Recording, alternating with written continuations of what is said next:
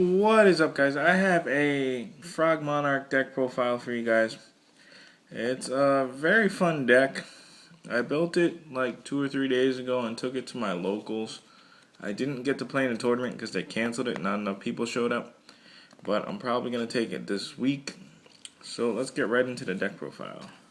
Starting it off, we got 3 Kais.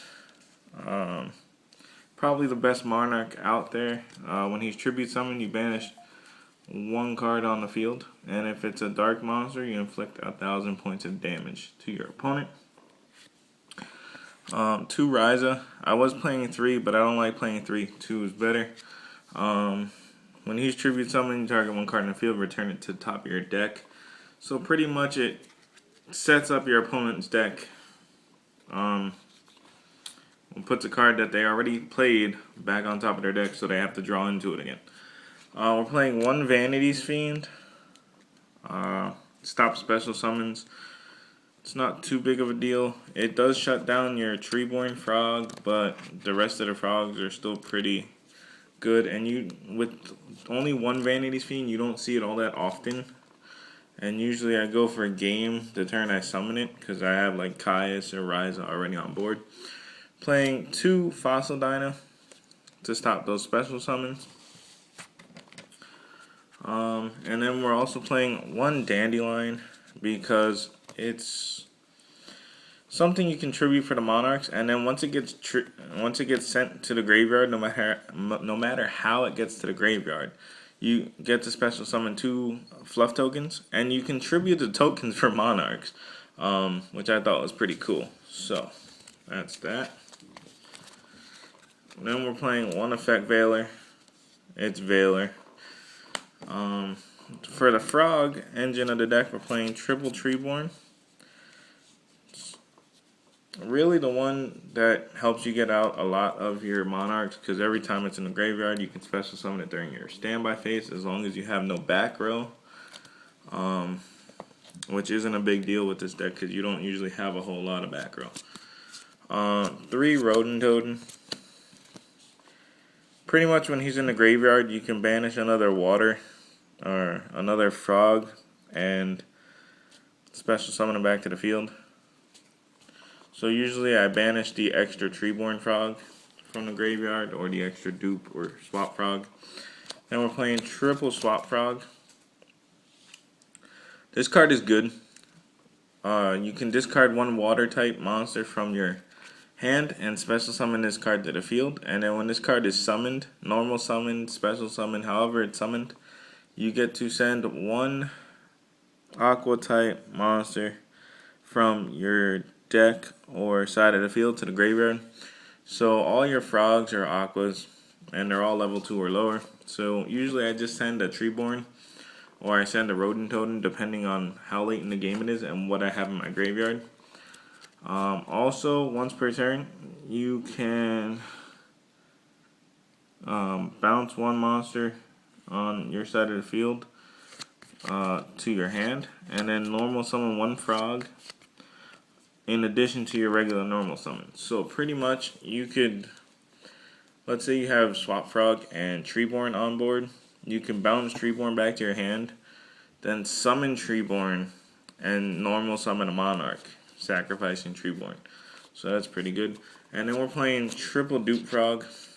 When this card is sent from the field to the graveyard, you can add a frog from your deck to your hand, to your deck or graveyard to your hand.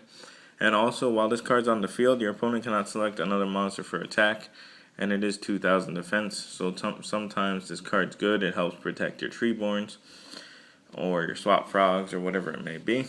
And that's the frog engine of the deck, guys. For spells, we are playing triple Soul Exchange. I'm gonna probably drop these after I get that new card that came out for the Monarchs, Monarch Storm Forward or something like that. I'm gonna put the name in the comment section down below.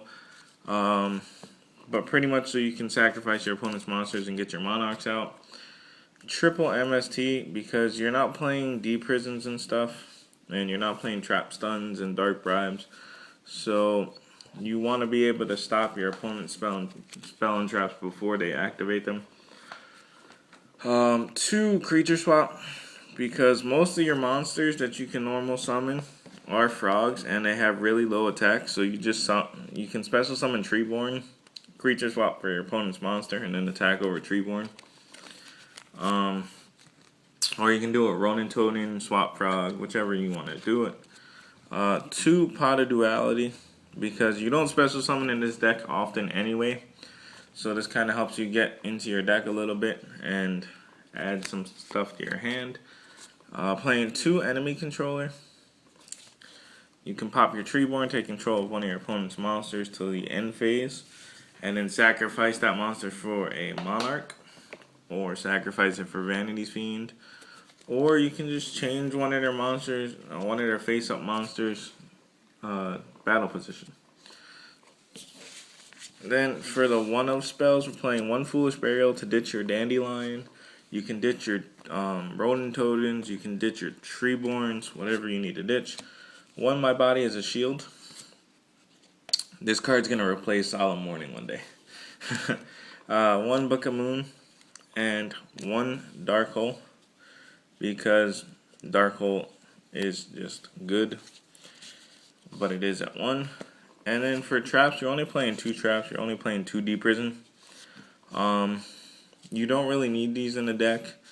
You could take these out and run like a 3rd creature swap or 2 Royal Decrees or whatever you want to run. But I personally like having the 2 Deep Prisons because your opponent doesn't expect it once they know you're playing frogs.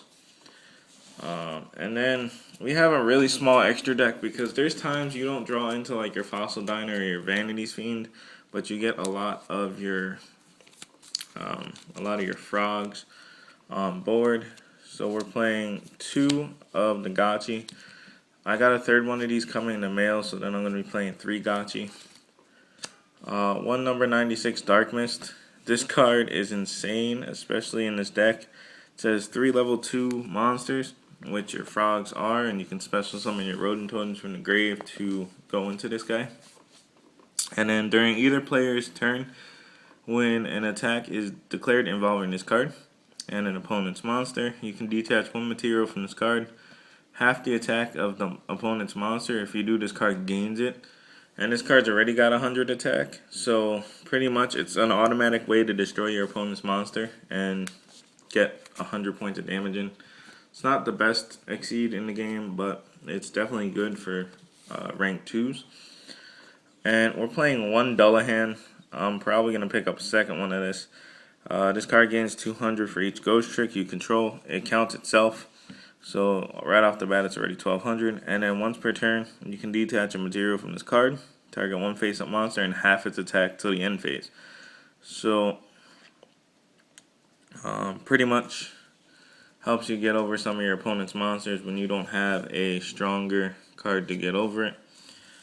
And that's the deck profile, guys. So in the comment section down below, let me know what you guys think. And don't forget to subscribe for more Yu-Gi-Oh content.